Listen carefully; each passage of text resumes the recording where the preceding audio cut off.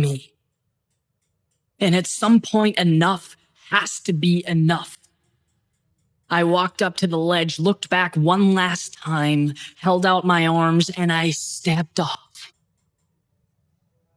They say that if you wait for the perfect moment, you'll be waiting all your life. And while that was a possibility I couldn't entertain, I was scared, unsure, ill-prepared, but as I forced my eyes open, they were greeted with the promise of a destination unknown, the beginning of something new. For the first time, I didn't hear the wind, I felt it. The adrenaline coursing in my veins took hold of every move. My fear became my wings. My free fall evolved into a calculated flight. I was in control. I'd traded every fear I'd ever had for a freedom I'd never known. This is what it means to live. To learn to fly on the way down. It's never the fall itself, but the idea of it that scares us. The what ifs that corner us and lobby for our submission. What I've come to realize is that having no wings was simply my excuse. Finding them was my solution.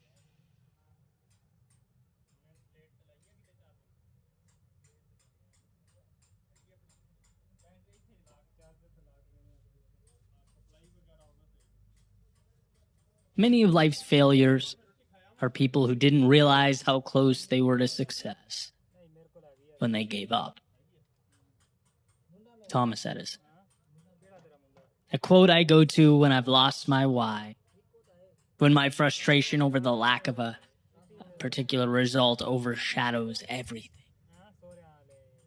I don't think we realize how transformative these moments are.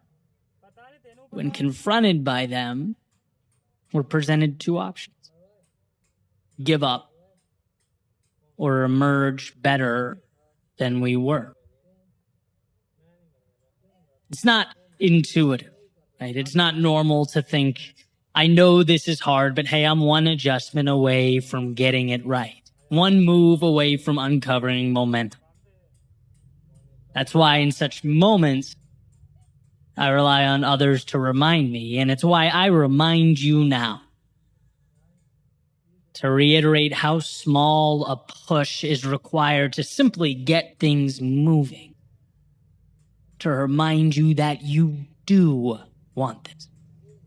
It does mean something to you. And you know what? These are the moments you'll look back on.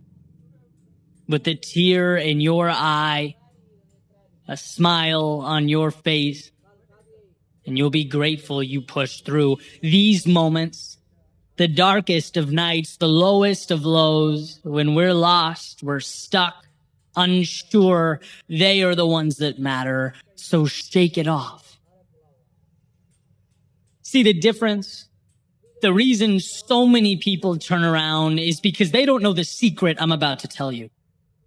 The very same secret those before have passed on to me. You don't need to do anything but not stop. And if that seems too obvious or cliche, let me explain to you that it's in going that we're forced to find solutions. We're forced to become more. It's incredibly hard to stop an object in motion. But the question is, can you move forward when you don't have the answers? When you're tired? When what you've been looking for is nowhere to be found? Can you imagine at that moment what the other side will be like? Looking back on your journey, knowing that where others stopped, you hung on. Where the cost was too much for so many, you laid it all on the line. These are the decisions you have to make now. So don't listen to that voice rationalizing, begging you to take it down a notch or return to the normalcy of yesterday. Let this message resonate. Hear me. Embrace the fact that you are always one move away from recapturing momentum, from finding yourself again. It's there. Everything you need is there. Have the patience to find it, the patience to do what you do best. Find a way.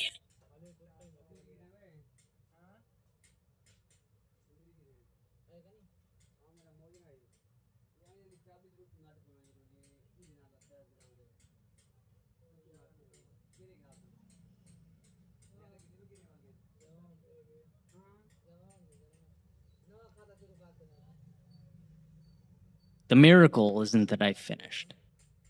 The miracle is that I had the courage to start. John Bingham. We all share a commonality. The runner on the starting block, the one at work, the one studying, the one trying to create the best life possible for their family. See, we are all at a beginning, looking up at an idea. Nothing given, nothing to adjust or react to, no, just an idea.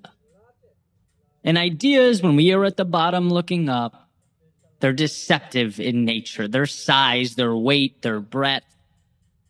They like to present themselves as much more than they actually are. And so, to turn ideas into things, one needs see themselves. Not as some descendant of Mount Olympus, tasked with lifting that 2,000-ton boulder before them, but as one armed with an understanding. The awareness that the 2,000-ton boulder before them can be broken down, piece by piece, that it is nothing more than a facade, and while it may stop most in their tracks, you are simply not most. Not because the world treats you differently, but because you see the world differently. By knowing you are bigger than the sum of its parts, you have defanged this wolf. You have put yourself in position to do that which makes the world tremble, that which causes even the most confident to doubt. You have put yourself in position to begin. See, there is a time to look at the top of the mountain, breaking through the clouds, powerful and majestic. And then there is a time to look at your feet. And right now is the latter. You're not concerned with the big things. No, not right now. Your job is to move forward into this haze, to not see but adapt, to not know but trust. Things will materialize, and you know that. But at the same time, you can't control the future. Your battle is right now, and it's with the space immediately in front of you. It's with the thoughts attempting to deceive you. It's with the things the outside world will tell you, but forward motion is the antidote to all of that. And so forward you must go.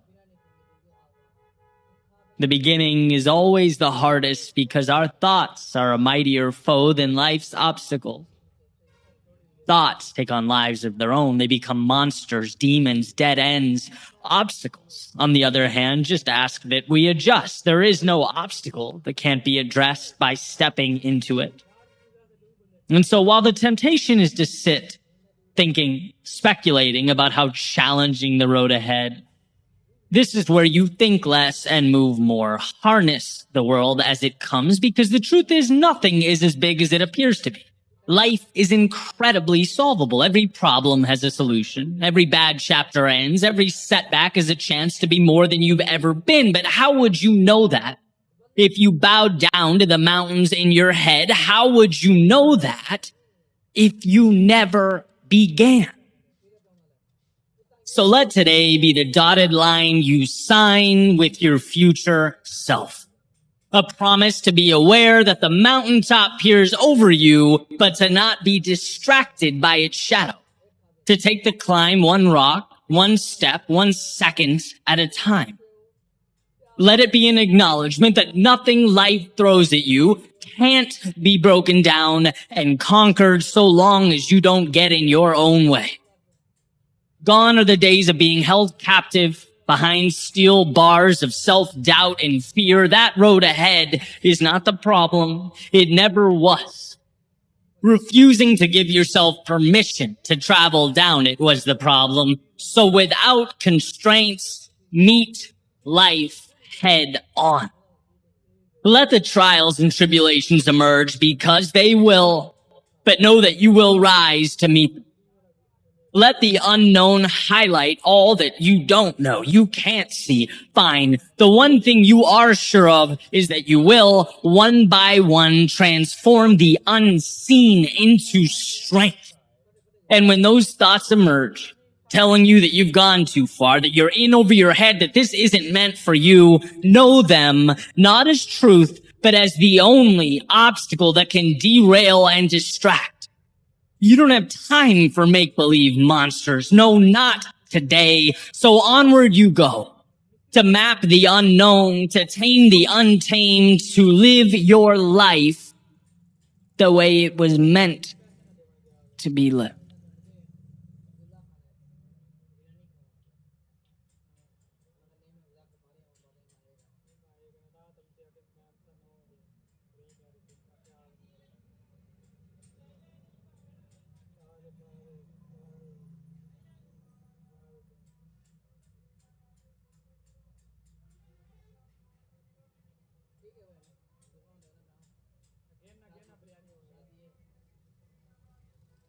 Dear younger me, there's a lot that you don't know. A lot you're pretty sure you understand, but couldn't possibly wrap your hands around. Because the most important things in life, the things that you'll remember, they're the very things that seem like footnotes in your story. Background noise, hidden in plain view. So younger me, hear me out, because time goes by quickly. And we only get one opportunity to do this dance, one chance to do this thing right. Younger me, when you wake up, be thankful for the shoes on your feet, the house you live in, the life you lead. Because if all you do is focus on what you don't have or the next milestone, happiness becomes a mirage. Younger me, the world as you know it isn't something that was destined to be. It's here because people no smarter than you had the courage to build it. Never be scared to challenge what is. This place will be better because of it. And younger me, it will always be easier to play it safe, to stay comfortable. But I want you to understand something. That's not where you'll find the good stuff. If you don't take chances, you'll spend your time wondering what could have been. Younger me, believe in your greatness. This world can be a tough place. And if you don't believe in yourself, no one will do it for you. No one will hand you the sky. Earn excellence every day. It's there, I promise. Younger me, don't get distracted by the small stuff, the little things that so easily consume our energy and emotions. Don't lose sight of who you are and what means the most to you. Everything else washes away. Younger me, you didn't have all the answers, but somehow you were exactly what I needed you to be. You created a map. You showed that change can't happen until one falls victim to life's imperfections.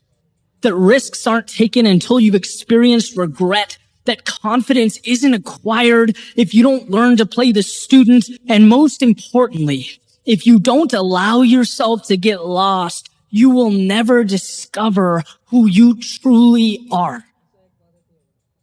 20 years from now, when we meet again, younger me, I know you'll do the same. I know you'll have given me everything I needed, nothing more and nothing less. Because time goes by quickly. And we only get one opportunity to do this dance, one chance to make this right. And I promise you, younger me, that it won't be wasted.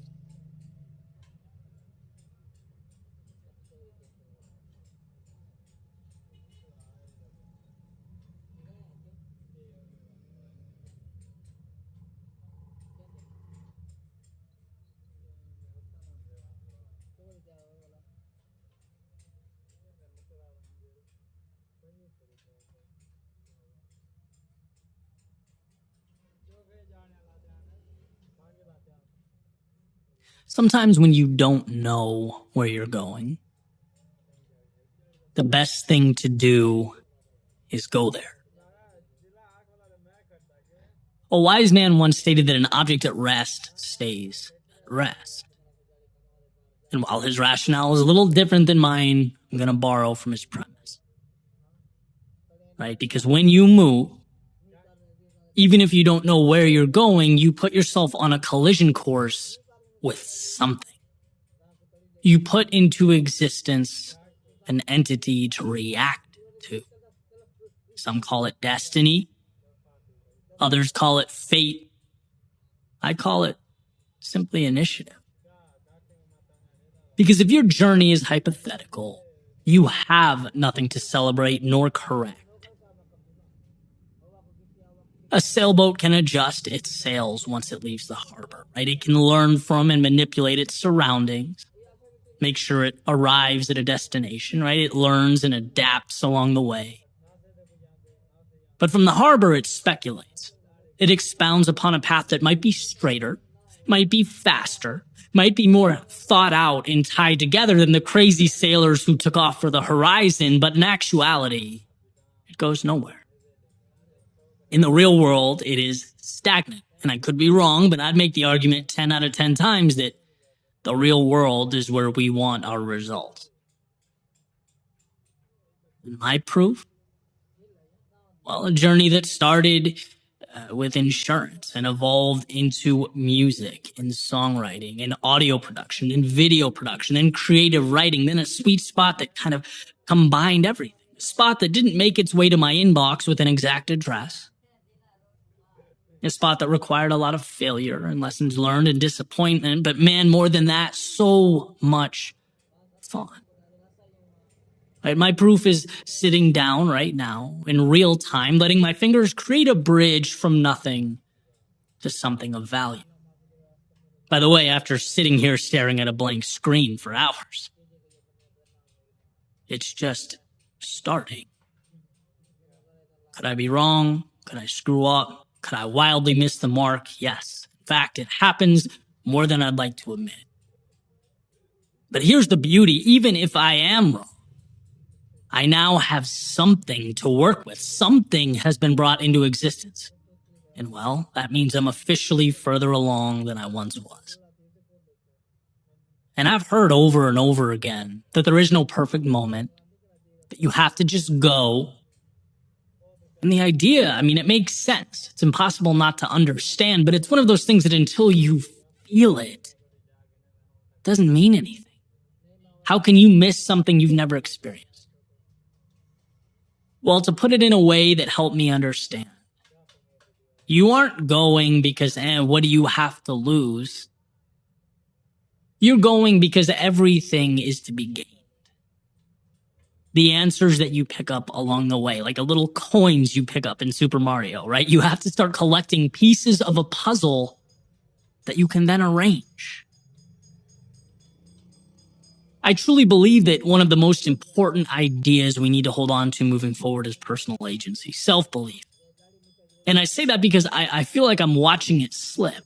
There are cases where we literally don't know or understand that it's within our own ability and control to change our lives. No person or group or letter in the mail is going to come along and green light your idea. In fact, you might not even really know what your idea means or how it will look. And that's not only okay, it's amazing. It's the marble that you get to chisel away at to create something. See, life is not the perfect execution of a plan. Life is the courage to make your way into a world that no one really understands or knows anything about.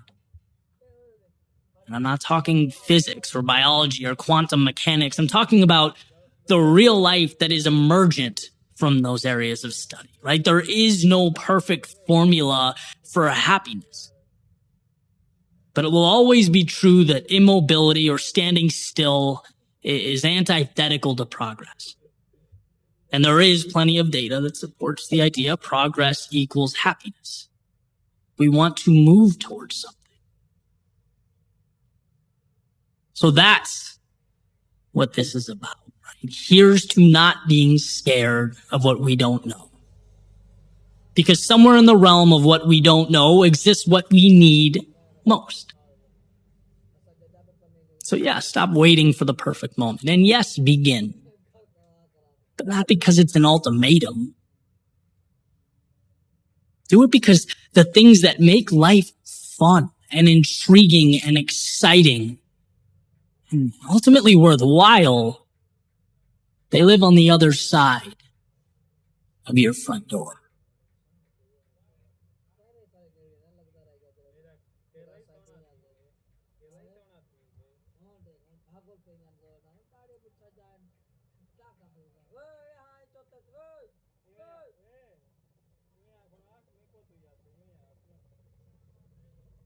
So much of life comes down to control. Understanding what we cannot control while simultaneously capitalizing and making the most of the things that we can. A constant awareness that's critical to our evolution.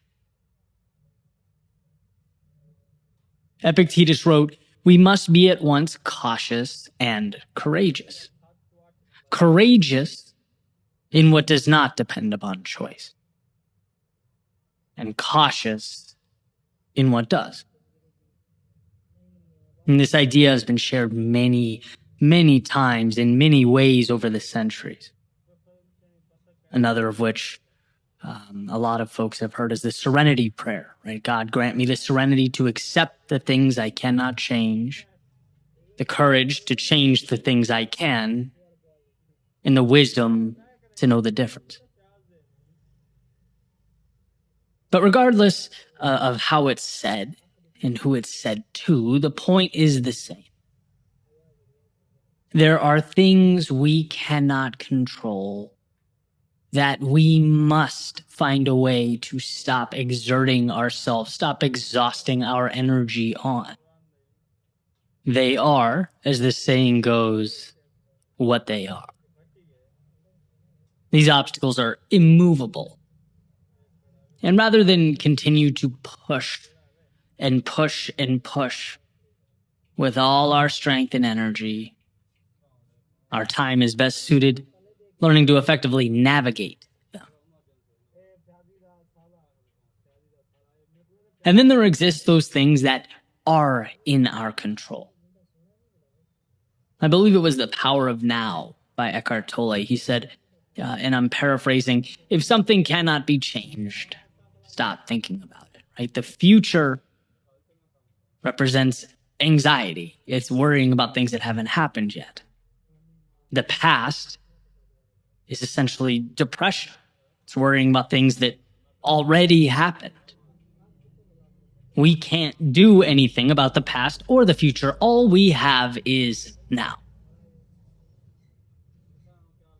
And if it can be changed, then act now in bringing about a desired result. Take that first step. Create some semblance of momentum, no matter how small. But to worry about what is behind you or in front of you is actually insanity. I remember loving the simplicity and pointedness of that message. Accept it, eliminate it, or adjust yourself to it. Sometimes it helps when I think about things in metaphors, and I tend to do it often. This morning I was drinking coconut water, right, of all things, and I was thinking, man, it'd be nice. You know those little pieces of coconut that float around in there? It's like, it'd be great if they were not in there, right? So I had this idea, just grab a strainer, pour it through the strainer into the glass. I'm leaning over the counter, watching the pieces of coconut collect in the strainer, and I'm just thinking, sort of zoning out. Like, imagine if those were my problems, just being separated out of my life just like that, how nice it would be. Captured in a little net and then, discarded, thrown away. But, it didn't take me long to realize a couple things. One, such an idea would never happen. Life will always have some obstacle to place before us. That's what life does. After all, the word is predicated upon the avoidance of death. It's a struggle and a necessary one. Which leads me to the realization number 2. We want hardship, purpose and meaning. They're derived from our willingness to overcome adversity and transform because of it. A life without struggle is a car without wheels. And sure, you might avoid the fender benders, but you're not leaving the garage. And so that's a thumbs down. So I thought, okay, well, what if I slightly adjust that thinking? What if it's a subset of problems that I can remove? That's when it kind of hit me, the opportunity at hand, right? Not the so-called problems, but my thoughts about them. They're the real difference maker here. The negative storytelling that can be removed, pushed through the strainer. Again, not novel or groundbreaking. Like I said a few minutes ago, this idea has been around for thousands of years, but sometimes things land perfectly. Right moment, right time. And I knew what I needed to do was remove the worries and concerns pertaining to the events that I could not change. Yet I exhaust my energy dancing around and around with my thoughts about them. You cannot change the future. You can change right now, which ultimately becomes the future. And there's a difference. I had to, pull that back in. See, I think most of our problems are derived from anger or emotional attachment to the immovable, the unchangeable. One of my favorite sayings is, you can't change the direction of the wind, but you can always adjust your sails. And see, when you remove the self-tormenting you have going on about your past, things you wish you did or didn't do, when you remove the concern that the future won't be exactly what you want it to be, which tends to be where I lean of the two, you're left with one thing, the present, right? Clarity. You have officially empowered yourself because the things you allocate your energy to can be changed, can be made better or adjusted. And that's really what it's all about. You can't change the fact that someone you loved or cared about let you down. But when you dwell on it, you're now giving up the present as well. You're preventing yourself from doing what is required of you now to make your life better. You can't control the fact that your company's reducing its size and your department is being eliminated. Can't control the fact that 8% get accepted to whatever you're applying to. Can't control the fact that you will be criticized for doing the popular thing, the thing that you believe to be right. And I say these things not to be a downer. I actually don't think there's anything sad about this. To the contrary. Right now that you've accepted these truths, accepted this as reality, now you can move toward what's best for you. No more dwelling on the unchangeable. No more fighting unwinnable wars. No, it's time to go put yourself in position to conquer whatever mountain is next. By straining out the things that cannot be changed, you are left only with what can. You can't change your company's personnel reduction, but you can find something else, something better out there. You can set the stage for a new journey. You can't increase the acceptance rate, but you can increase your value, go above and beyond, put yourself in position to succeed. And if you don't, they're lost. Continue learning, continue growing, continue moving forward. You can't stop the world's criticism, but you can learn to toughen up emotionally, learn to trust your intuition and decision making. Surround yourself with people you trust who lift you up. See, when you stop wasting time and energy on the wrong things, you get the right things. Like Greg McKeown says in Essentialism, it's not what we can acquire, but often what we cut away. Removing the things that weigh us down, that we're dragging along with us everywhere we go. They don't need to be there. I say to myself often that I have everything I need. It's there. Some of it's materialized. Some of it exists as a seed that I need to identify and water and nurture, but it's all right here. Which means the problem will never be that I'm incapable. It will never be that I'm not good enough.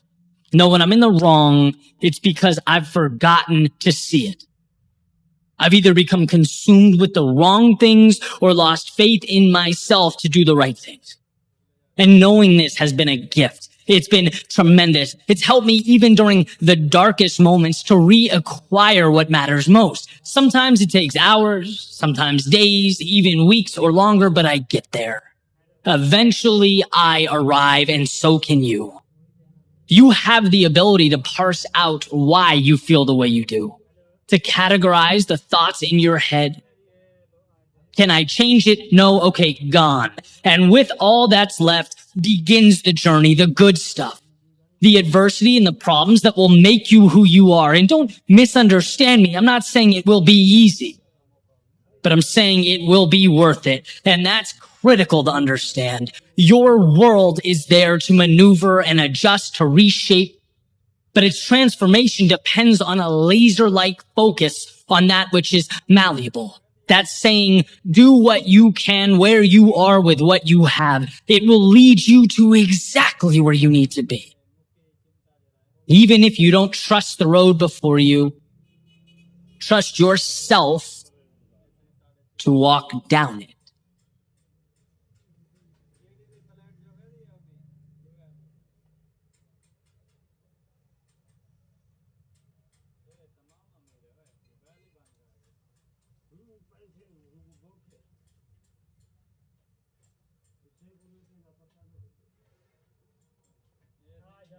Human beings don't see, we interpret. We don't take in what happened. We take in the implication of what happened. Everything in our world is story. It's similar to the idea of two ideologically different news organizations, right? Reporting on the same event. Neither will be completely factual. They'll both uphold their individual narratives. They're not black and white. They're interpreting gray space. And our individual lives are no different. We are our own broadcasting channels, using data to support our individual narratives. See, we know what the story is going to say before the story occurs because we will make it so. We'll make life fit our beliefs. That's what it means to be human. So here's where the value lives in the context of this message. When we find ourselves in a consistent state of despair or frustration or anxiety, it's a fool's errand to look for solutions in the external world. Because everything we find, everything we come across will support our current beliefs, our current story. That's what will keep playing in our heads, and it's why money can't bring fulfillment, and another person can't take you from incomplete to content. It's why status will never equate to happiness. Those acquisitions are like putting premium fuel in a car with a broken engine. It's just not the answer that we hoped it would be. To change your world, you must change your story. Whatever it is that needs to be changed. The location, the objective, the characters, maybe the journey altogether. But it's the neural network behind your eyes that must change, not the detail it takes in. And so if you feel stuck or feel like where you want to be seems unrealistic, you have to know right now that the very fact you think that way is the problem. So ask yourself, not your girlfriend or your boss or your neighbor, but ask yourself what a turnaround looks like. Do you know? Or have you acclimated to being unhappy? Have you even asked yourself what happiness looks like? Or is your personal broadcasting channel so hell-bent on ensuring your life outlook stays the way it is that it's not even paying attention to the data it takes in? See, I believe wholeheartedly that the first step in any facet of transformation is remembering that you have control, that things in your life that bring you down or hold you back can be changed. In fact, the very things working against you can work for you. But you have to be aware. You have to think about it. Now, I'm not a believer in magic, right? I don't think you sit back, say, I don't want to be unhappy ever again, snap your fingers and smile until the end of eternity. But I do believe that once we're aware of our manufactured shackles and our self-imposed limitation, we can start chipping away, doing the 1, 2, or 3 small things every day, tiny swings at the tree until it falls. Right? If it's, I'm not happy with my work life, well, what does a better situation look like? What bridges that gap? I'll wake up 20 minutes earlier on weekdays and master Microsoft Excel. I'll send one message on LinkedIn asking an expert about the field I want to move into. I'll read 20 pages a day in a book related to business. You think those things are small? See what they look like compounded in a year. Not only that, this is the most important part. You are taking the power back. You're taking control. And that's what feels good. That's where we get our identity. You get a little disappointed at how you've let your physique slip when you look in the mirror. Don't be sad about it every day. Again, ask yourself what the inverse looks like and start doing small things. Subtract 1 sports drink and add 1 green smoothie. Double your water intake. Do a 10-minute daily workout on YouTube. Like the pieces are out there. And to find yourself again is to realize that they're out there. Realize that you're playing a movie on loop in your head that isn't right. It's just not you.